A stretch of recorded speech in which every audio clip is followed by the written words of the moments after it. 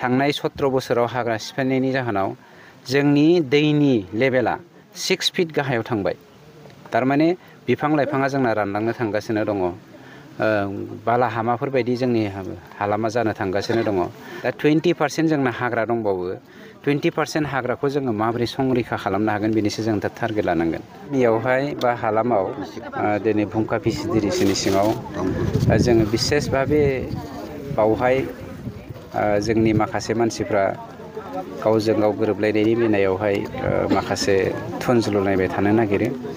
बेफोरखौ लानानैनो जेराव मानगेन्द्र प्रमद बर' बिथांनि दैदेननायाव जोंनि सरकारा UPPL सरकारा सान्थि, गोरोबज्लायनाय आरो खौसेथि बे मोनथाम मन्त्रखौ लानानै जों जा मोनसे गोदान मोनसे समाज गायसननो हाबाय।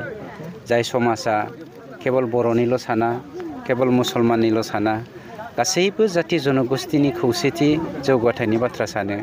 नंखायनो जोंनि गभर्नमेन्टआ मा मावनो नागिरदों, मा बेबस्था लादों, बेफोरखौ रायजो राजानो फोरमायनो थाखायनो जोङो दिनै बेवहाय फैदों। आरो बेखौ लानानैनो रायजो राजाजों जोङो राइस मेल होननानै बुङो। समाजाव मोनसे मेला जों मेल खुंदों। आरो बे मेलावहाय जोंनि गासैबो जाथि जनगोष्ठीखौ लानानै जोंहा जा हानि जेंनाफोर दङ, बे हानि जेंनाफोरखौ जोङो माबोरै सुफुंनो हागोन बेफोरनि बाथ्राखौबो जों बेवहाय सावरायलायनाय जादों। फैगौ 12 तारिखआव जोङो गुफुं भाबै आरो मोनसे सावरायबावगोन। অহা 12 তারিখে আমি আকৌ নতুনকৈ আলোচনা কৰিম।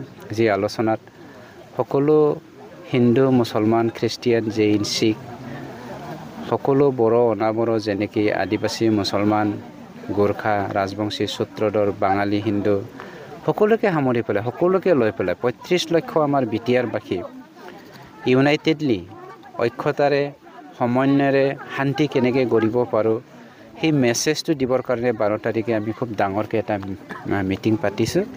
সেই মিটিঙৰ থ্ৰুৱেদি আমাৰ এই অঞ্চলত চুকে কোণে যিমানখিনি আমাৰ চৰকাৰৰ উদ্দেশ্যবোৰ নজনা আছে তেওঁলোকক আমি জনাবৰ কাৰণে মিটিংটো পাতা হৈছে আৰু 12 তাৰিখেও পাতিব। थाखानाय हाखौहाय जे गारनानै बेवहाय जोंनि समाजा सांग्रां जानांगोन।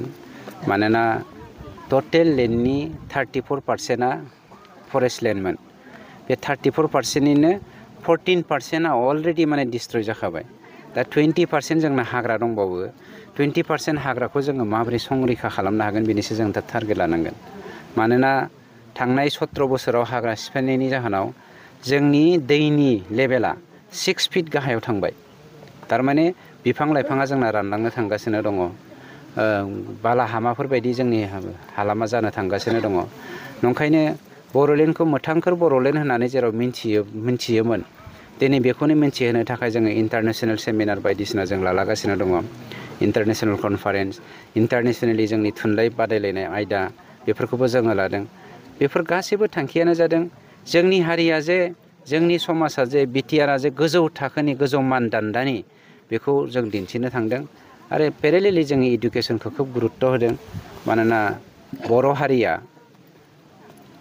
जिसु ख्रीष्ट जोनोम जानायनि 5000 बोसोरनि सिगांनिफ्रायनो मोनसे गिदिर हारिमोन। जाय हारिनिफ्राय आर्किअल'जि एस्ट्रलजि फरायनो थाखाय पृथिबिनि गुबुन गुबुन जायगानि मानसिफ्रा जोंनाव फैयोमोन। बे एस्ट्रलजार बर' हारिया, जाय एस्ट्रलजिखौ नायखांनाय अख्रां बिद्दाखौ बर' हारिया मास्टारमोन, बेखौ होग्रा बर' हारिया दिनै जोङो गोग्लैसोनानै थादों। बेखौनो बर' हारिखौ गोजौसिन मोनसे हारि हिसाबै दैखांफैनायनि थांखिजोंनो दिनै जोंनि बर'लेण्ड सरकारा मानगेन्द्र प्रमद बर' बिथांनि दैदेननायाव जोङो खामानिखौ मावगासिनो दङ। आरो जाय खामानिया बड'फा UN ब्रह्म आरो गुरुदेब कालिचरन ब्रह्मनि सानस्रिजों संदानदों। লোকসভাটোতো আমাৰ চিন্তা কৰিবলগীয়া একোৱেই নাই। কিয়নো লোকসভাৰ প্লানটো আমাৰ শেষ। আমি এতিয়া চিন্তা কৰিছোঁ আমি যে ইয়াৰ পৰা জিকি গৈ আছোঁ, জিকিছোঁৱে আমি অলৰেডি, ডিক্লাৰেশ্যনৰহে বাকী।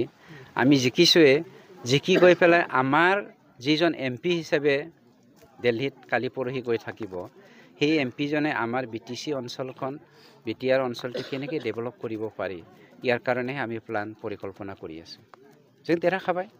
मानोना BPF-आ सोरबा मुसलमानखौ सिगिदोंमोन, सोरबा आदिबासिखौ दम होदोंमोन, सोरबा बर'नि सासे बिमानि सानै फिसाखौनो डिभाइड खालामनानै गावसोरो राज खालामदोंमोन সেইটোতো আজিকালি सब বুজি পায় सब বুজিয়ে পাইছে গতিকে কোনো মুছলমানে BPF-ক ভোট নিদিয়ে কোনো অনা বড়োৱে BPF-ক ভোট নিদিয়ে বড়ো কথাটো বেলেগ বড়োটো নিদিবই এজন দুজন দালালি আছে সিহঁত দিব যি দালালিবিলাকে দাবী ধমকি দি পেলাই সদায় মানে সংসাৰ খাবলৈ ভাল পায় পইচা আৰ্জিবলৈ ভাল পায় তেনেকুৱা ব্যক্তিয়ে BPF-ক দিব BPF আজিকালি মানে এই ৰিফাইনৰ তেলত পাপৰ মানে ভাজা নিচিনা খৰখৰীয়া হৈ গৈছে আৰু একো নাই